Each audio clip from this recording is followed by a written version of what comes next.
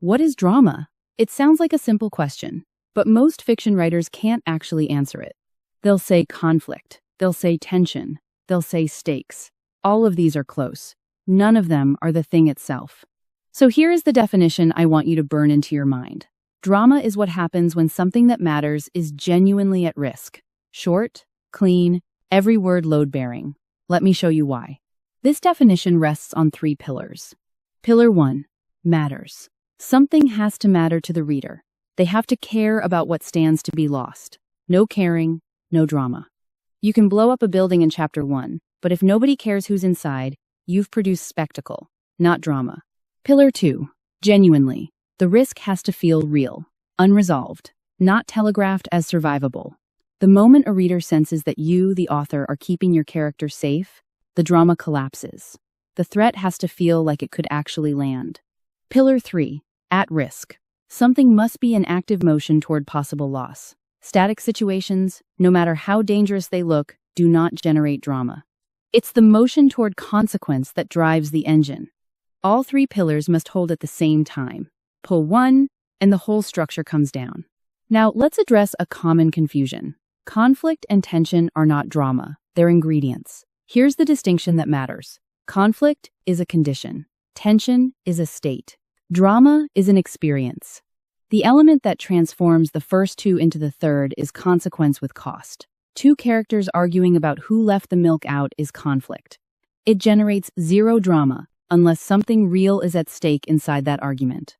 A marriage fraying, a trust already broken, a power shift that cannot be undone. Conflict without consequence is just friction. So what happens when a writer builds the scaffolding of drama but forgets to install the load-bearing consequence? You get melodrama. Melodrama is drama with the credibility pillar removed. The character weeps before we understand why we should weep with them. The stakes are announced rather than earned, and the reader's subconscious, which is smarter than we give it credit for, quietly registers that the risk is not genuine and withdraws its investment. Here's the tell. Melodrama leads with emotion and assumes the stakes. Drama builds the stakes and earns the emotion. That sequence is everything. Now let's talk about real-life drama versus fictional drama, because this is where it gets interesting. Real-life drama requires no construction.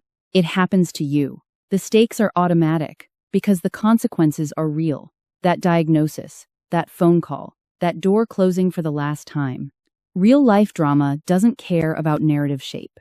It can be messy, unresolved, sometimes completely without meaning. Fictional drama is the opposite. It has to be constructed to feel exactly like it was not constructed. That is the central paradox of the storyteller's craft.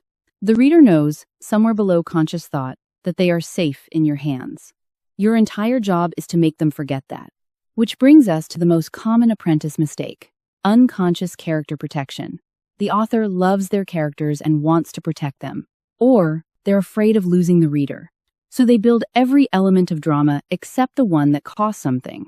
The character is in danger but survives too easily. The relationship fractures but repairs without real loss.